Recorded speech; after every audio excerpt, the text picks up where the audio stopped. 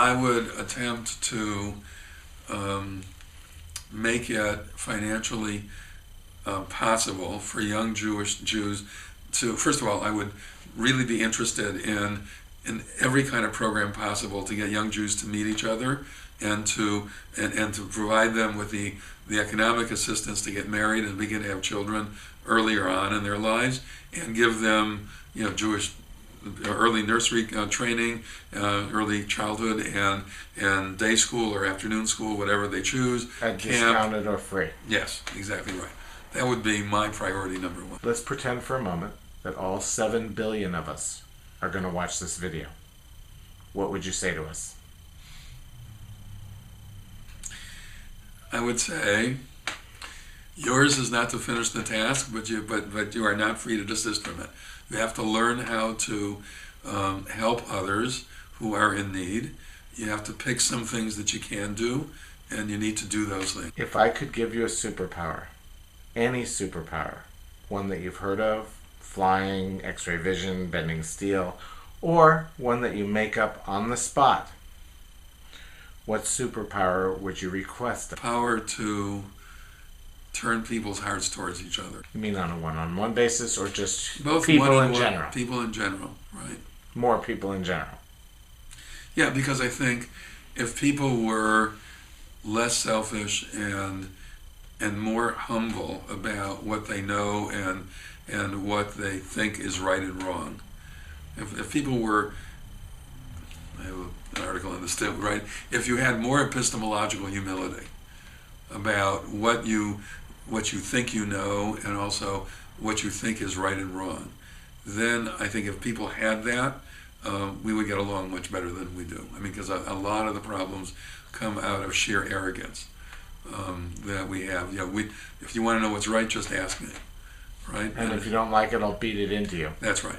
Who are your heroes? Well, aside from my parents, David McGillner, Rabbi David McGillner, who led that series of discussions when I was 15, is one of my heroes. Another one of my heroes is John F. Kennedy, and to a certain extent Lyndon Johnson before he got involved in Vietnam. I mean, he did what Kennedy could not do in getting the Civil Rights Act passed and the Voting Rights Act passed. And he had Congress in his pocket, and exactly Kennedy right. did not. That's right. But I mean, all of his social programs were amazing. I mean, and he really did, things that nobody had ever done before. People who have created cures to diseases, like Jonas Salk, even though I've never met the man, is a hero of mine. The person who discovered penicillin, it's because of him that I'm still alive, because I inherited the weakness in my bronchial tubes from my father's side of the family. My father had a brother who, in this country, got bronchitis and became pneumonia, and he died. I've had bronchitis about 15 times in my life, and I'm still around. So, Fleming or whoever it was that discovered penicillin is a real hero for me. For the rest of us who have mediocre or subpar parents, how can we as a society help them to become servant leaders? I think it's in several ways. First, what I was saying before, try to get people to understand that whatever happened in their childhood, now they're adults, and they need to be able to take their adulthood, they need to take their lives in their own hands and to take responsibility for what they're doing now. And you can no longer blame it on what happened in your childhood. That was then, this is now. Do something that really makes that is meaningful, that makes a difference in life. So the first thing is to take, I would say to them, that's then, this is now, take control of your life. Second thing I would say to them is, there are a lot of people your age and older who are really making significant contributions to this society and to world society. Latch on to any of them, right? Including some of your friends who may be doing some kind of service, and just watch them do it and do it with them. It will first of all enhance your friendship, right? Because it's the old Thielen principle that friendship comes out of shared work, right? So if you're doing things together that really matter, as well as things that are just fun, your relationship will be all the richer.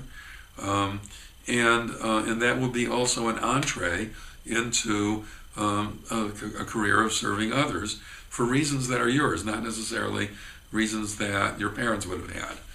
And it's a way of making your life much more meaningful, and also leaving things after you die that you can be proud of. Is there anything I've neglected to ask you that bears mentioning at this juncture? Probably not, but the one thing that I would say is that